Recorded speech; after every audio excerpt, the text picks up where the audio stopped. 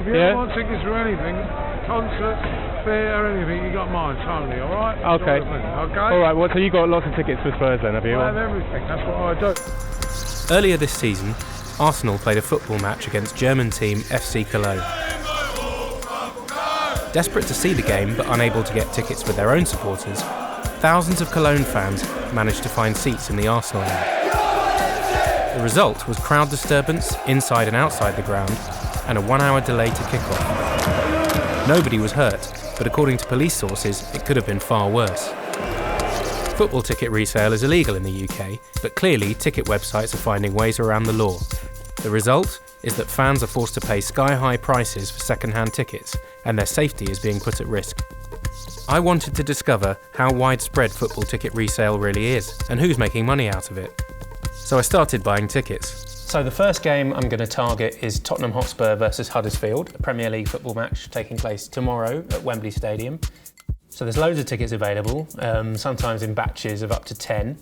From a website called TicketBiz, which is owned by StubHub. And I'm expecting a phone call now to tell me how to collect them, who from, where and when. So I guess now I wait. As it happened, I didn't have to wait long. Hello? Hello, is this Rob? Yes, it is, yeah. Hello, mate, a ticket for the Huddersfield game. Well, say 2 o'clock at the Hilton Hotel, yeah? 2 o'clock at the Hilton Hotel? So just get to the hotel and phone me, and if I'm in the lobby, I'll come straight out and give you the ticket. All right, ta very much. Cheers, Rob. Bye, mate, bye. Cheers, bye-bye. It's match day, and as agreed, I meet up with a tout called Gary to collect my ticket. Yeah, I can see it. Yeah. You all right, mate? How's it going? Bitter, isn't it? 144, you can either go in row 39 or row, they're both row 39. Yeah. So it's just any one? Yeah. Alright, well I don't know what it's like in there anyway, so... Well, that's right on that's leaving up on the halfway, right on the halfway line, 144. Yeah, no, it's alright, that's great. Reg Walker is an independent ticketing and security expert from the Iridium consultancy. He has been battling ticket touting for 20 years. What, sign it, do I? Yeah, just sign it. Well, mate's having a stag do round about the time of the Newcastle game. Yeah. We might need like 6 to 8. I've got 100 tickets for every game. Really? Yeah, I've got 150 for the Juventus game. Yeah. Amazing. No problem. Is there a legitimate way that a tout could have hundreds of tickets for every single game of the season? No, I was disturbed by the sheer number of tickets that tout had in his hands. You would have to pretend to be multiple consumers to obtain those tickets, but you're acting as a business because you're reselling them on for a profit.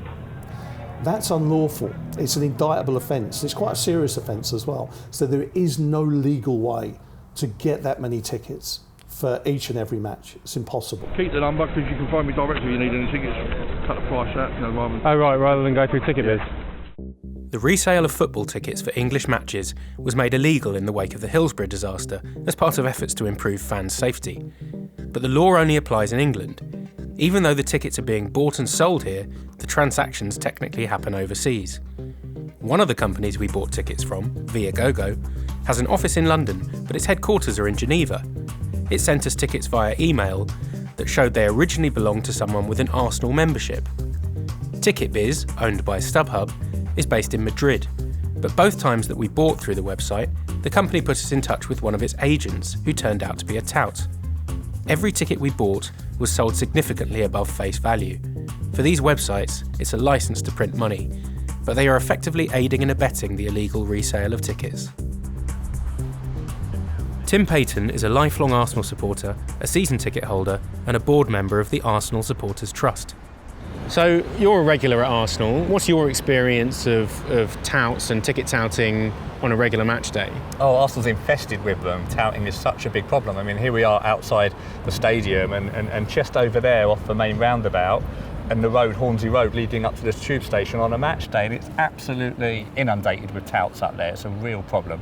I mean, football ticket resale is illegal. It's criminal activity. And that's because of... It's not actually very good from security point of view to have people turning up outside a stadium looking for tickets. We purchased a ticket for an Arsenal game. It was the Europa League tie with AC Milan. We bought through a well-known website called Viagogo. We purchased what we thought was a ticket in the Milan end, actually turned out to be in the Arsenal end, and there were 4 people next to me, Italian fans, who also thought that they were going to be sitting with their fellow Milan supporters, but were in the Arsenal end. Ask you a question. Yeah. How did they end up with tickets in the home section? Because we live here. If we live in Italy, Yeah. we'd be able to get them in the away. So if you Oh, live I here, see. even if you select away, Yeah. they give you the home. Which site did you use, by the way?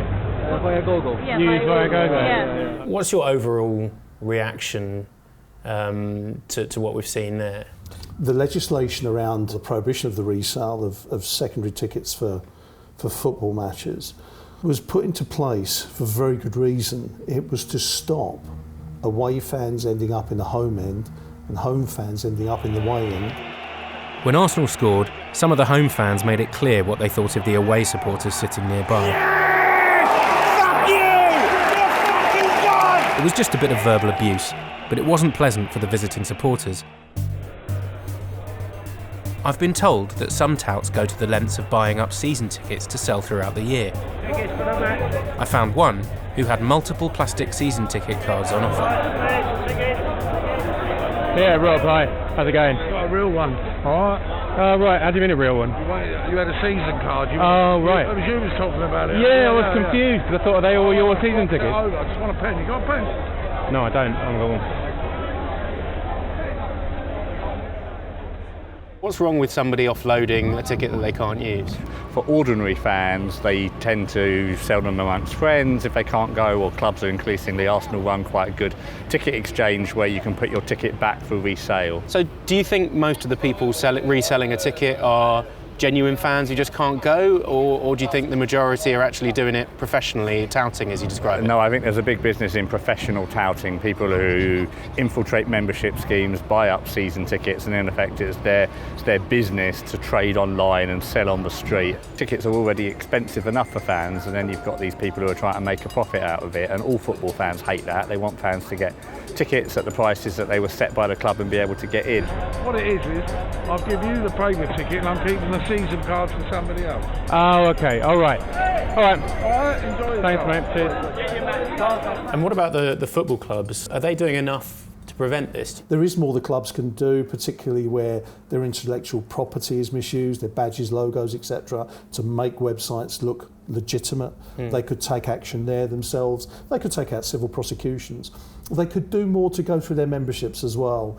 I suspect you'll find that electronically there will be a very, very clear trail on their systems showing who's recycling these tickets, who's reselling them, etc. And more can certainly be done there. During the course of our investigation, we found that tickets are being resold on an industrial scale, thanks to a lucrative alliance between ticket touts and well-known websites.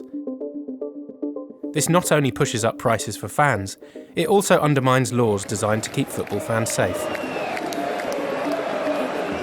This summer, fans from across the world will flock to Russia for the World Cup. Already, tickets for the biggest matches are freely available for thousands of pounds.